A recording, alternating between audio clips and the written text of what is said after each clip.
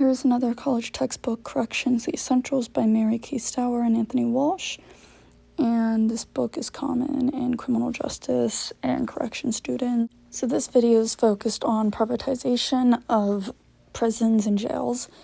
And I think it's something that everybody should learn about because it's important for many reasons, which I will explain. And the book is the source for this. I am planning on doing another video on this topic, which will be more internet sources and articles found online that you guys will be able to see. But for this one, it's strictly going to be the book. So this right here is why the need to require more education and training exists. And it goes on to say that, first of all, and unfortunately, most correctional institutions and programs do not have prior educational requirements that would elevate them to the level of a profession, which means they aren't going to get paid as much because they don't really need an education to do this. This book is not that old, as you can see by my source, and that means it's still happening. Whenever I learned it just last year, it is a topic that is relevant because it's still occurring. Privatization, the profit motive in corrections. You can pause this and read the whole thing. I'm just going to point out a few key things.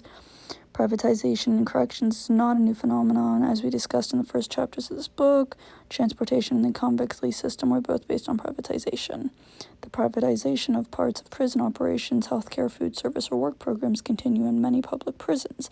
Since the 1980s, however, the number of completely private prisons has grown at both the state and federal level. So that means it's not a public prison, it's completely private. And the next paragraph is in her 1973 book, Kind and Unusual Punishment, The Prison Business. Jessica Mitford details the misuse of public monies for prisons. Instead of improving the diets and opportunities of inmates after the Antica riot causes of the riot, for instance, millions of dollars were used by prison officials in New York to purchase riot gear and technology. So I think that that's actually a very good source. I did have to read it for my one class. It's an interesting read. I think people should look into it because it's still relevant, sadly, even though that book was in 1973. Most of it's still very relevant. This is just the lower half of that page. Again, you can pause it to read the full thing. I encourage it. It gives you the information that you should have. So it says, forms of corruption and abuse of monies or the illegal sort are easy to spot, though not always stopped. Convicts will tell you about profitable deals made with local merchants for supplies in which the warden pockets a handsome rake-off. Unexplained shortages in the canteens, the disappearance of large quantities of food from the kitchen, etc., etc. Again, a very great resource.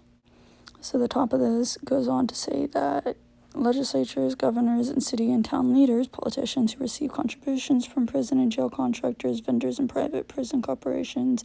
It just goes to say all the people that are benefiting from this, and as you can read yourself, it is not the people. It is not the citizens. It's not the everyday average person. It's the higher-ups gaining money from not doing what is right. They're not giving the resources that people in prisons need. They're not feeding them properly. They're not giving them the water they need. They're not giving them resources such as mental health help. A lot of people in jails and prisons are mentally ill, as I will probably make another video about. Comment if you do want that. And it's just sad to see that people are profiting off of this instead of doing the right thing. And then the bottom part is the Walnut Grove Correctional Facility, which I did write a few papers on, so if you want to know more about it, I got you guys. But just pause it, read it, figure out about it a little bit. It's the perfect example of how this kind of collusion among politicians, business, and criminal justice officials in this corrections industrial complex can lead to gross injustices can be found in a small Mississippi town. It's a very interesting read. I encourage everybody to research it. You don't actually have to research it that much. Just search it up. It's going to be clear to you what's going on there. So this is a very important part, the extent of privatization and its problems. In a related report by an NPR reporter, it was noted that 8% of all inmates in prisons are held in private prisons, and in federal prisons that number rises to 16%. This was found in 2011. As the recession dependent and state budgets tightened in 2009 through 2011, the projection was for the use of private prisons to grow and for private corporations to diversify into the alternatives to corrections market. Though private prisons do not cost less to operate, in fact, they might be more expensive when all costs are accounted for, they are easier and faster to build as they do not require the authorizations of bonds from state legislatures.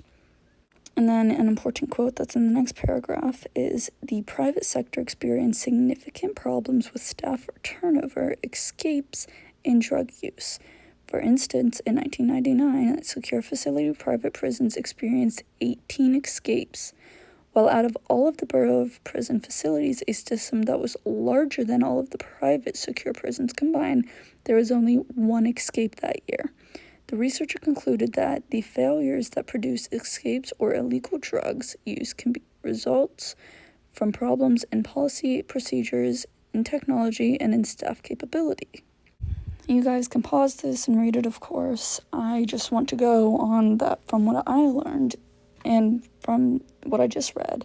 It's clear to see that they don't actually cost less. They could cost more in many cases, and they aren't doing what they should be doing. But because they're private instead of public, it's not being looked into as much. It's not being mandated that they need to do as many certain things as the public do. I think it's very sad because the people in these prisons aren't getting what they need.